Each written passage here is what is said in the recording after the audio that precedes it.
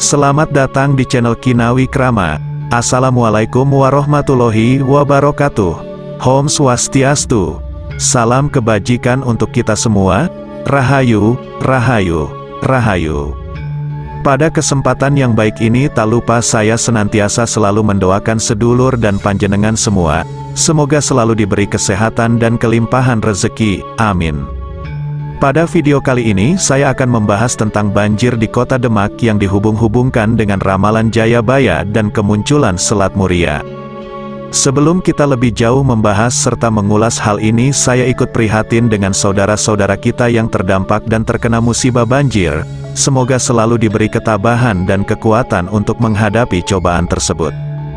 Dan untuk yang belum subscribe, silahkan subscribe, like, komen dan aktifkan tombol lonceng notifikasinya agar silaturahmi ini tetap terjalin.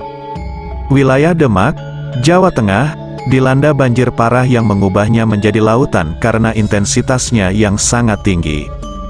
Dengan adanya musibah tersebut muncul berbagai spekulasi terkait kemunculan kembali Selat Muria serta bencana yang terjadi, yang diyakini terkait dengan ramalan Jayabaya. Dalam ramalannya, Jayabaya memprediksi adanya bencana alam dahsyat di Pulau Jawa, termasuk letusan gunung, gempa bumi, dan luapan sungai. Oleh karena itu, peristiwa banjir di Demak dihubungkan dengan ramalan tersebut.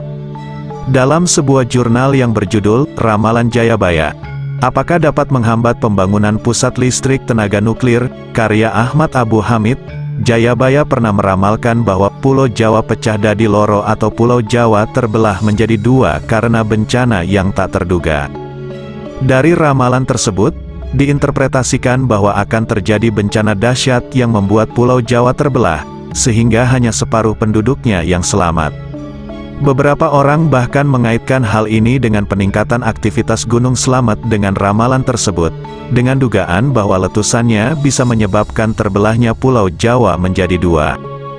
Banjir di Demak pun dihubungkan dengan ramalan Jayabaya, terutama dengan spekulasi tentang kemungkinan kembali munculnya Selat Muria. Banjir Demak disebabkan tanggul sungai irigasi Jeratun Seluna, di Duku Tugu, Desa Ngemplik Wetan, Kecamatan Karanganyar, kembali jebol pada Minggu tanggal 17 Maret tahun 2024 sore. Banjir semakin parah ketika titik tanggul yang jebol bertambah.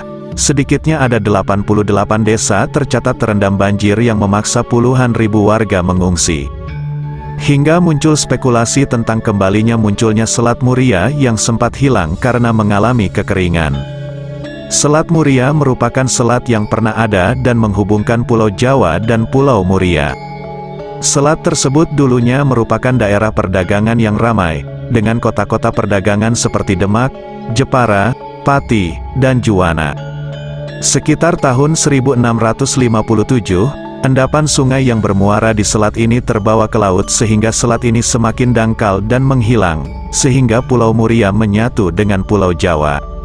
Pada masa glasial, sekira 600.000 tahun yang lalu, Gunung Muria beserta pegunungan kecil di Patiayam dulunya bergabung dengan dataran utama Pulau Jawa. Hal itu terjadi karena saat itu suhu bumi turun dalam waktu yang lama, sehingga permukaan laut turun rata-rata 100 meter. Namun pada interglasial, kondisi itu berbalik, suhu bumi meningkat menyebabkan es mencair. Alhasil, volume air laut meningkat membuat dataran Gunung Muria dan Pulau Jawa terpisah oleh laut dangkal yang tidak terlalu lebar hingga menjadi selat. Selat Muria adalah dulunya jalur perdagangan dan transportasi yang ramai dilalui. Selat itu menjadi jalan antara masyarakat yang tinggal di Pulau Jawa dengan masyarakat yang tinggal di pulau-pulau lainnya. Dengan adanya selat tersebut, masyarakat yang ingin bepergian antara Kudus dan Demak harus menggunakan kapal. Keberadaan selat ini pula lah yang dahulu membuat kerajaan Demak menjadi kerajaan maritim.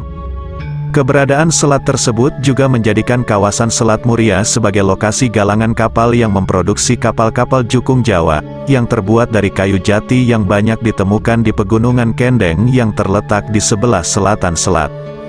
Keberadaan industri galangan kapal menjadikan daerah ini lebih kaya dibandingkan dengan pusat kerajaan Majapahit, Sehingga daerah ini yang didominasi para pedagang muslim yang dijuluki oleh Tome Pires penulis Portugis sebagai penguasa kapal jung.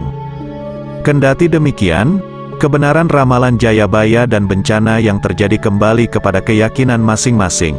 Sebab sudah seharusnya kita manusia yang beragama harus tetap berpegang teguh pada kehendak Tuhan Yang Maha Esa. Semoga bermanfaat. Terima kasih sudah menyempatkan untuk menonton video ini. Sampai jumpa dengan video berikutnya.